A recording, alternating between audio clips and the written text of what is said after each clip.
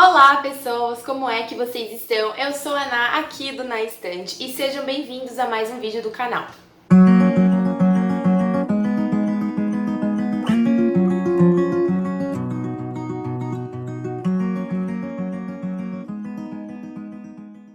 Bom, antes de eu começar esse vídeo, não esquece de se inscrever aqui no canal, tá bom? Deixa o seu like no vídeo, compartilha com os amigos que me ajudam. Também vai lá no Instagram, que eu tô sempre online, e segue a página por lá, tá bom? É rapidinho, não custa nada e me ajuda muito. Então vamos começar. Eu tô aqui hoje pra falar de um livro que, na verdade, eu li com o intuito de meter o pau, porque eu achei que fosse ser muito ruim, que fosse ser uma vergonha, um desrespeito com a obra original, enfim, louca, né?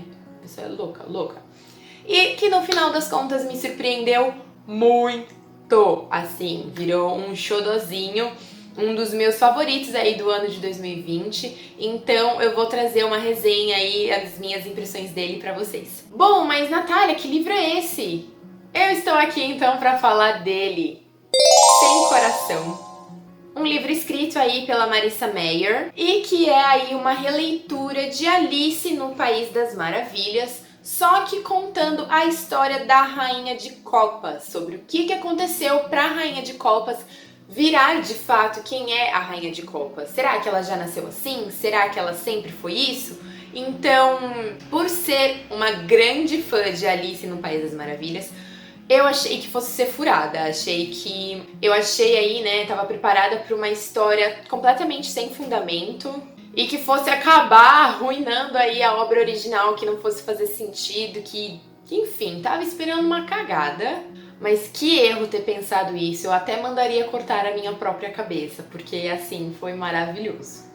Acontece que aqui a autora teve uma grande sacada, né? Marissa Meyer, ela conseguiu criar uma história apaixonante, brilhante, com personagens aí que a gente já conhece, mas não conhece tanto, sem distorcer a obra original. Usando aí todos os elementos criados por Lewis Carroll de uma forma magnífica. Criando uma história original, assim, sabe? Muito original, mas ao mesmo tempo sem alterar qualquer noção, assim, qualquer conhecimento prévio que a gente já tem de Alice no País das Maravilhas. E é nesse livro, né, em Sem Coração, que a gente fica sabendo o que levou a Catherine a se tornar a nossa querida, terrível e doida Rainha de Copas, que sai por aí mandando cortar a cabeça de todo mundo. E assim, uma coisa que eu achei muito engraçada é porque quando você vai ler um livro sobre a origem da Rainha de Copas, você já sabe como termina, né? Porque você já sabe quem ela é. Então assim, você sabe que vai dar ruim no final, né? Porque não tem como fugir, ela é a Rainha de Copas. Então você meio que já sabe o final, sabe que vai dar uma cagada muito grande. Mas mesmo assim você tem esperança e você tenta alimentar o negócio ali dentro de você, que te ilude, na real, é bem ilusão mesmo de que vai ser diferente, que vai ficar tudo lindo, que vai dar tudo certo, mesmo sabendo que não vai. E assim, no final, eu fiquei de coração partido, assim, quase eu fiquei sem coração, foi devastador. Então, né, quem é a Catherine, a nossa Rainha de Copas? A Catherine, ela é filha do Marquês da Pedra da Tartaruga, que é uma posição muito importante no Reino de Copas. Só que a Cat, ela não queria ser, né, dondoca, madame. Ela queria ser confeiteira. Ela fazia os melhores bolos, doces e tortas de Copas. E ela queria, né, o grande sonho da vida dela era abrir uma confeitaria junto com a sua melhor amiga, Mary Ann. Mas aí vocês já devem imaginar que por ser aí de família rica e ter uma posição, a família dela não aceitava, né, o fato dela querer largar todas essas mordomias por ser uma mulher, largar tudo e empreender aí no mundo dos doces lá no Reino de Copas. Então a Cat, ela já estava acostumada, né, com essa oposição dos pais, mas ela nunca tinha falado de fato que queria, né, o que era a grande missão da vida dela, que ela ia fazer e tal. Então ela só fazia aí bolinhos e tortas pro rei. A família via como se fosse um passatempo, um hobby. Não via com bons olhos, mas pelo menos eles aceitavam.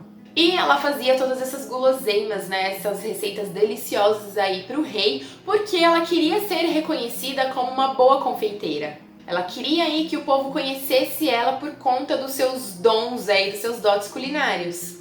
Só que isso acabou fazendo com que o rei tivesse aí o interesse, né, despertou o interesse aí no rei por ela. E aí, é claro, quando a mãe dela percebeu, começou a forçar a barra aí pra ela agradar, bajular, paricar o rei o tempo todo, pra ela ser aí a escolhida, né? Pra ela poder casar com o rei. Porque, afinal de contas, era isso que os pais dela queriam.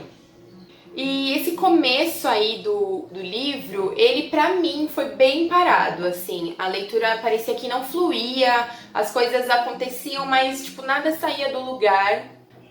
A Cat mesmo nesse começo é muito bobinha e muito sem graça, então foi um começo arrastado. Mas se eu posso dar uma dica aí pra vocês, não desistam, porque o começo realmente é um pouquinho decepcionante, mas logo logo ele deslancha e vale muito, muito a pena. E aí a gente tem, né, essa melhora da narrativa quando a gente é apresentado e quando um personagem novo é introduzido aí na história, que é o Jest. O Jest é o novo bobo da corte aí do rei e ele tem como seu melhor amigo, que tá sempre com ele, um corvo.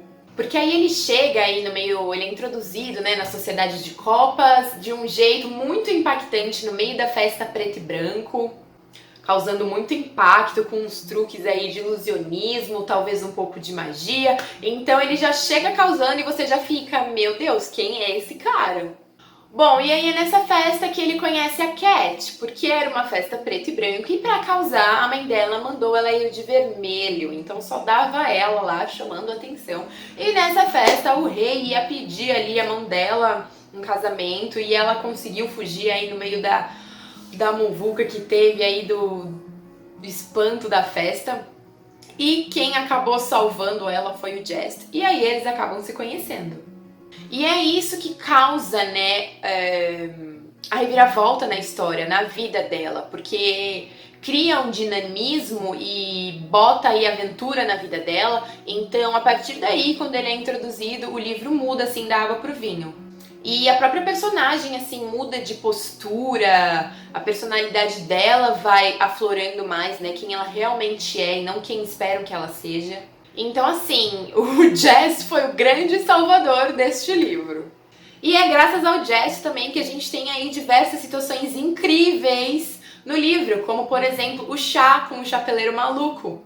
Eu acho que foi uma das cenas que eu mais gostei aí, quando eles vão lá tomar chá com o chapeleiro, porque tem muitos elementos que a gente já conhece. Eu amo o chapeleiro maluco, né? E aí também começa a surgir um pouco de mistério sobre o reino de copas. E sobre o reino vizinho também, tipo, o que tá acontecendo ali. Também tem aquele suspense ali sobre a origem do Jest, de onde ele vem. E é nesse meio aí que a gente começa a ficar com várias pulgas atrás da orelha, tipo, meu, o que tá acontecendo? Mas por que isso? E a autora vai colocando vários insights, assim, só pra deixar a gente mais curioso. E aí a gente tem até uma espécie de vilão aí que é apresentado na história. Eu digo uma espécie de vilão, assim, porque no final das contas não era o vilão, né? Mas ele era o cara ali, um cara, né, que tinha toda a parte ruim da história e que acaba colocando o clímax aí nesse livro. Mas isso é só jogadinho, ele vai de fato te contar tudo o que acontece, porque acontece, quem é, lá pro final. Então aí, quando esses elementos começam a ser introduzidos na história, fica perfeita, te prende do começo ali, tipo, a partir do momento que tem essa mudança de chave na narrativa até o final. E assim, o grande finale do livro, né, que é quando a Cat finalmente vira a Rainha de Copas, é assim, devastador, é desesperador, é sofrido, Meu, acho que se eu tivesse passado por uma situação daquelas, eu teria virado a própria Rainha de Copas também, porque assim, cara, coitada. E eu achei muito legal também, porque a partir do momento que acontece isso, né, o que realmente acontece pra ela virar malvada, é cruel, sem coração, o peso da narrativa muda e você consegue sentir assim no ar, quando você vai lendo, o clima pesado, a tensão do reino, sabe? Não sei se eu tô sendo muito clara, mas enfim, se você lê e você sente que você tá lendo, acho que você tá entendendo o que eu tô falando. Porque a narrativa ficou pesada, assim, ficou triste, ficou carregada, e eu achei isso muito louco, achei que ficou...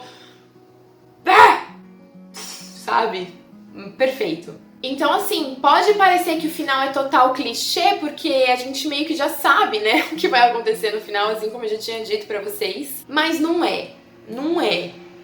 Então, assim, leiam porque não é. Realmente vale a pena.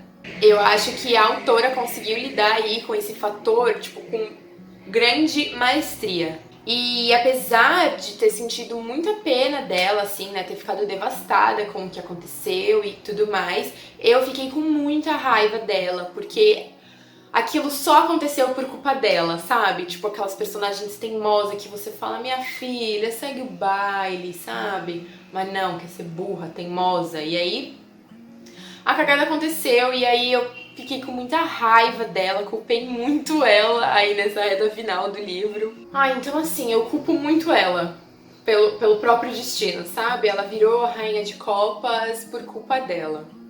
Então eu super recomendo esse livro pra vocês, porque depois de ler eu realmente consigo entender agora o que aconteceu, né, ao longo dessa história aí, pra nossa rainha de copas nascer e sair por aí desbravando o seu famoso bordão, cortem as cabeças, bem doidona.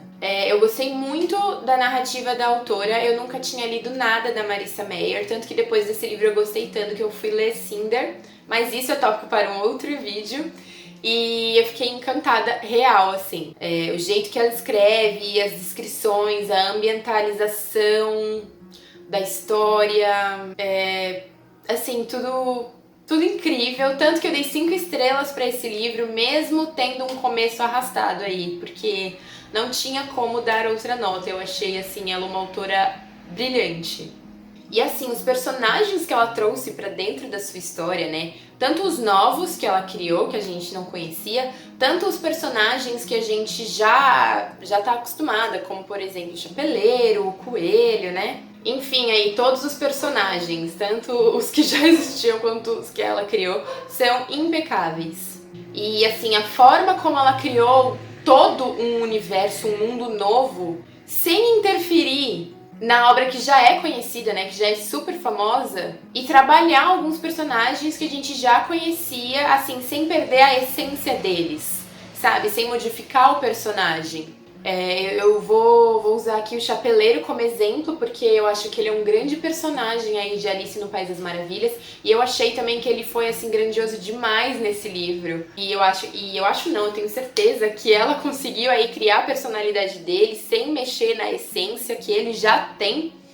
Então, eu também, inclusive, não ia me importar se ela lançasse um livro só sobre o Chapeleiro Maluco, porque eu acho que ia ser maravilhoso e certeza que daria uma puta de uma história boa.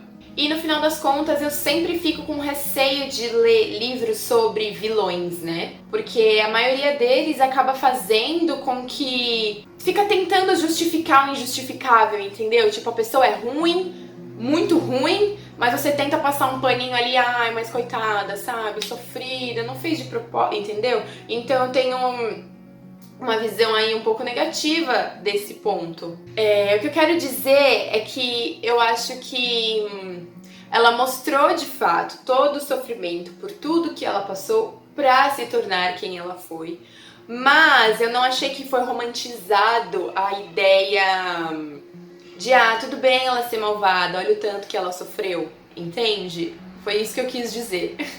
Tanto que nessa história ela nem é a vilã, né? E aí quando dá aquela merda que ela começa de fato a ser a rainha de copas, a gente sabe ali que ela tá bem consciente do que ela tá fazendo e que ela faz porque ela quer, entendeu? Então ela é ruim ali porque ela quis ser. Talvez ela seja uma personagem que não tenha tido muitas opções, talvez. Incompreendida? Talvez também, mas eu não senti essa romantização da maldade, sabe? Foi isso. Bom, então eu super recomendo Sem Coração pra vocês. E eu só queria fazer um parênteses aqui pra dizer que Jest, o nosso bobo da corte, está no meu top 3 aí de personagens masculinos favoritos de 2020. Porque assim... Que homem, gente. Maravilhoso, perfeito. Então, leiam, por favor, leiam que vocês não vão se arrepender. Se você é fã de Alice no País das Maravilhas e não leu por medo de achar que vai ser uma cagada muito grande, esquece isso porque não é. Mas então comentem aqui embaixo pra mim se vocês já leram esse livro, o que vocês acharam, se vocês gostam de Alice no País das Maravilhas, o que vocês acham da Rainha de Copas, né? Tanto pra quem já leu, tanto pra quem não leu, vamos conversar sobre esse universo, porque eu acho que, assim, maravilhoso, é um dos meus favoritos. Espero que vocês tenham gostado desse vídeo, tá bom? Um beijo e até o próximo vídeo.